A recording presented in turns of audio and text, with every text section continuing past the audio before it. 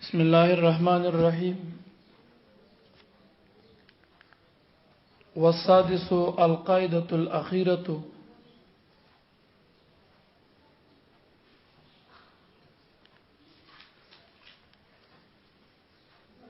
ومن ترك شيئا من هذه الأركان الستة فسدت صلاته ويستأنف الصلاة مرة أخرى.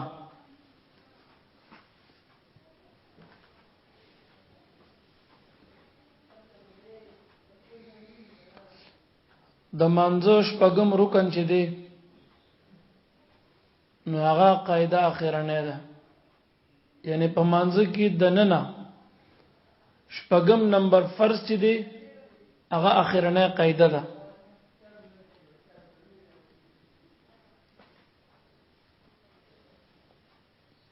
والسادس القاعده الاخيره د منځو شپږم رکن یعنی شپږم فرض چې دی نو هغه اخیره قاعده ده. څه مطلب؟ موږ د ماسپخین مونږ کوو څلور رکعاته فرض نه ته مو تړلو دي کې موږ دو ځل کینو په دویم رکعت باندې کینو دي ته اوله قاعده وای او بیا په څلورم رکعت باندې کینو نو دي ته اخیره قاعده وای. په دې اخیره قاعده کې کیناستل چې دي نو دا فرض دي. یا د ماخام منځ کو فرض د ماخام منځ کې په دویم رکعت باندې کې ناستل دي او په دریم باندې کې ناستل دي نو دی په دویم رکعت باندې کې ناستل ته اوله قاعده وای. د تحیت لله ته اوله قاعده ویلې شي چې موږ په ډومبي ځل باندې کینو په تحیاتو او چې په دویم ځل کینو نو دی ته اخیره قاعده وای.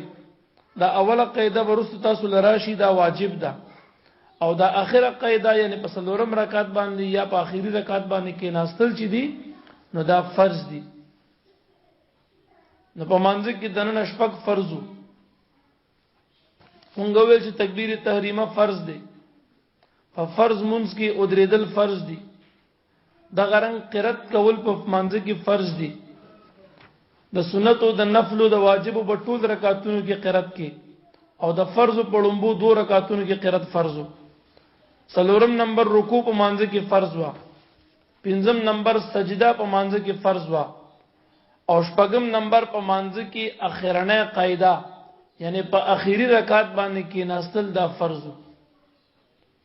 اوس کچانه په دې مانځ کې یو شیز پاتش دا شپږ فرض مونږ بیان کو یو انسان نه بل فرض په دې مانځ کې یو فرض پاتش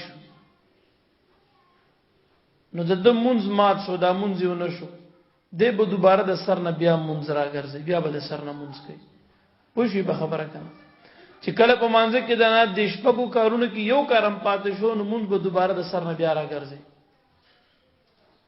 لکه څنګه چې تاسو ته مونږ ویل چې د مانځ نه مخکې اته شرایط دي یعنی د مانځ د لپاره اته شرطونه دي یعنی اته فرایض دي په هغه اتو کې د یو پاتې شو ستا مونږ نه کیږي ته وډم به هغه ته کارونه کین بیا مونږ کې دا غرنګ په مانځ کې تانه په دې شپږو کې یوم پاتې شورو نو ستا مونږ نه کیږي د سره به دوباره بیا مونږ راګرځي. والسادس شپږم نمبر فرض په مانځ کې القاعده الاخيره قاعده اخرنه ده دا په اخیری رکعت کې ناستل چې دا فرض دي. ومن ترک شیئا سوق چې پرېږ دی یو شیز لرام من هذه الاركان السته من هذه د دې الاركان السته د دې شپږو فرایضونه فسدت صلاته منظمات شو منځ فاسد شو ويستأنف او دوباره د سر نه برا ګرځي الصلاه منزلرا مره اخرى په دویم کرت باندې بیا منځ د سر را ګرځي منځ نه شو بیا به منځ کوي. والسادس شپږم نمبر فرض په مانځ کې القاعده الاخيره هغه قاعده اخرنه ده د اخره قاعده په مانځ کې فرض ده.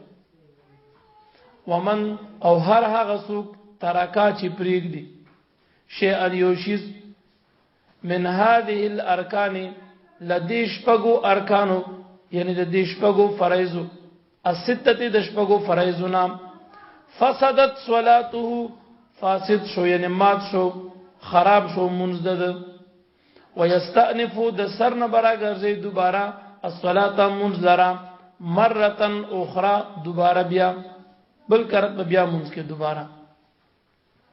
والسادس شپږم فرض القاعده الاخيره د مانزه اخرنه قاعده ده یعنی په اخیری نکات ناس ته ده.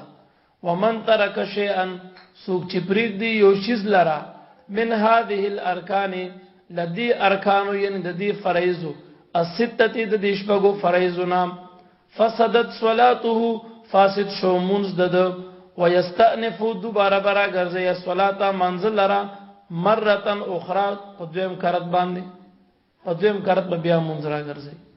بس دې دې پوری